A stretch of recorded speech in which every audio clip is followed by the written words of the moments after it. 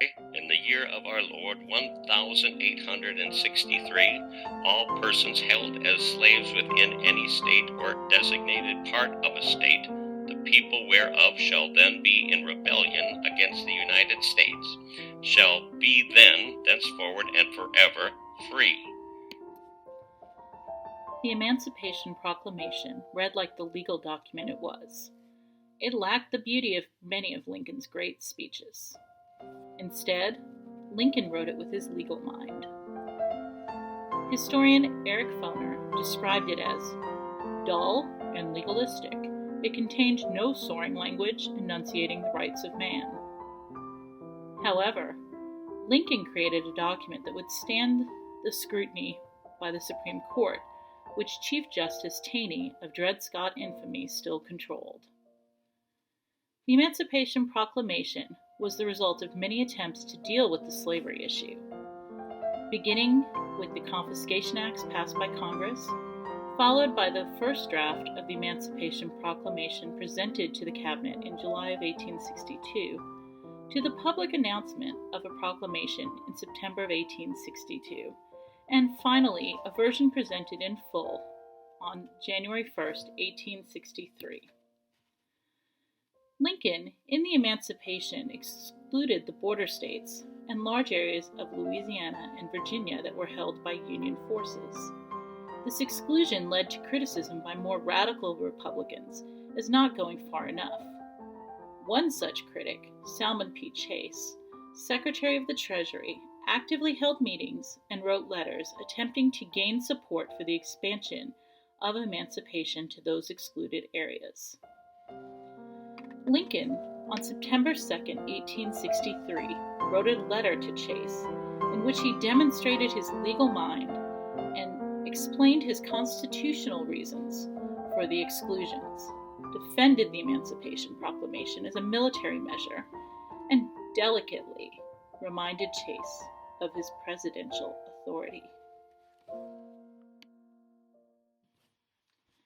Knowing your great anxiety that the Emancipation Proclamation shall now be applied to certain parts of Virginia and Louisiana which were exempted from it last January, I state briefly what appears to me to be difficulties in the way of such a step.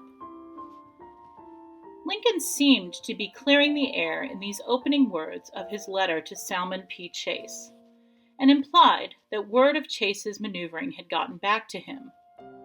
Chase had a long history of rivalry with Lincoln, so Chase always ingratiated himself to anyone Lincoln slapped on the wrist. And Chase was positioning himself to be a potential Republican candidate for president in the upcoming 1864 presidential race. Chase firmly believed slavery was a moral wrong and strongly felt that it should end immediately. Repeatedly, he prodded the president to extend his Emancipation Proclamation to areas in the South under Union military control. Lincoln responded to this repeated prodding in his letter by firmly explaining his position and beliefs with presidential authority. The exemptions were made because the military necessity did not apply to the exempted localities. Nor does that necessity apply to them now, any more than it did then. Lincoln believed that because of executive powers under the Constitution, and as Commander-in-Chief, he was legally entitled to take slaves as property without reimbursing their owners, since the military required it. The final version of the proclamation, issued on January 1, 1863, explicitly relied on presidential war powers and was a unilateral executive act.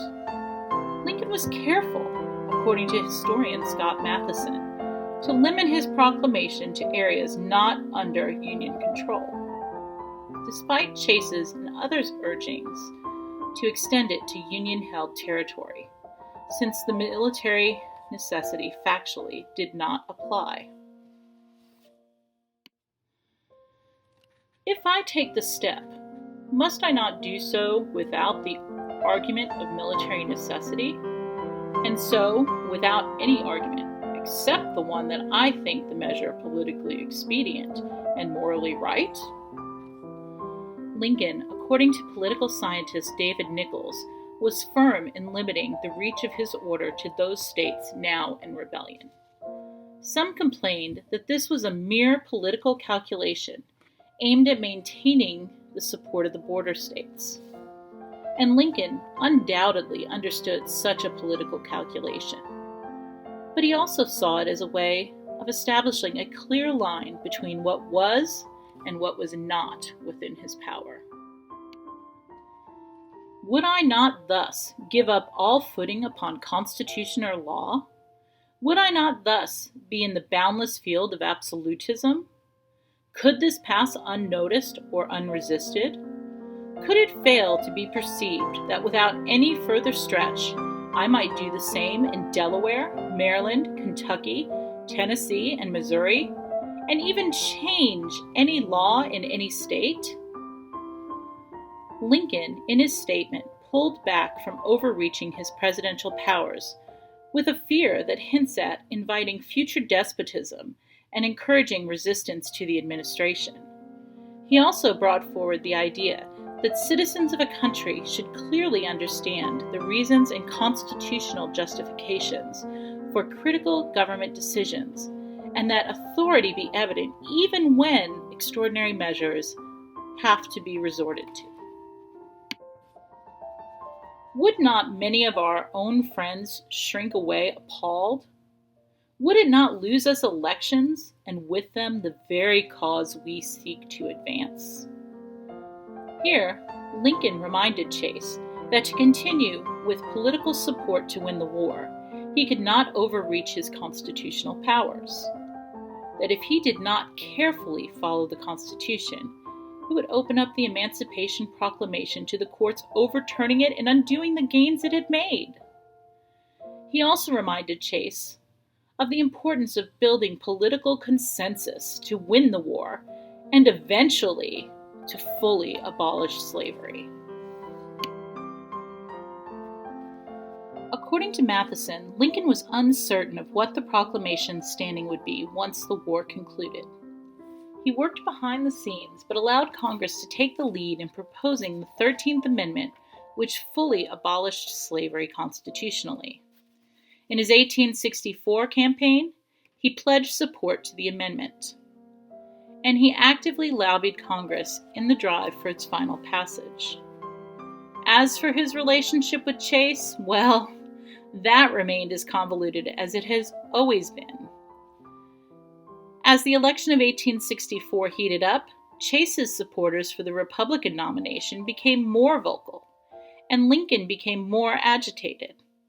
Chase was caught in a cabinet scandal, and then was finally fully asked to resign over patronage issues.